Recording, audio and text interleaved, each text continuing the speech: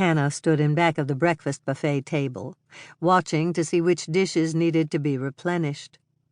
Andrea was several feet from her by the stacks of pancakes and large pan of crispy bacon.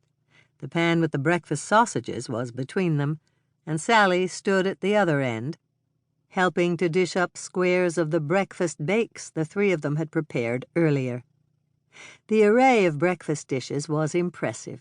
While Hannah and Andrea had baked the cookies they'd need for mid-morning and mid-afternoon snacks, Sally and her kitchen crew had assembled a variety of breakfast bakes: scrambled egg and cheese casseroles and biscuits.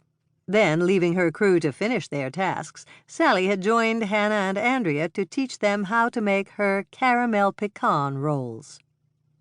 The caramel pecan rolls were not as difficult as Hannah had thought they would be, and the fishermen seemed to love the buttery breakfast treat. So far, Hannah had refilled the large platter 3 times, and it was almost time to do it again. She could understand why more than one contestant had come back for multiple rolls. She'd had one for breakfast once the baking was finished, and they were incredibly good.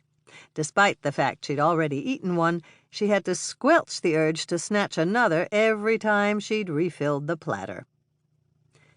"How's it going, Hannah?" Sally asked, walking over to her.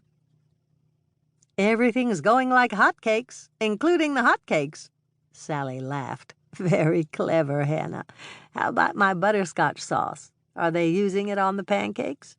"Yes, and they love it. I think you should serve it every time you make pancakes."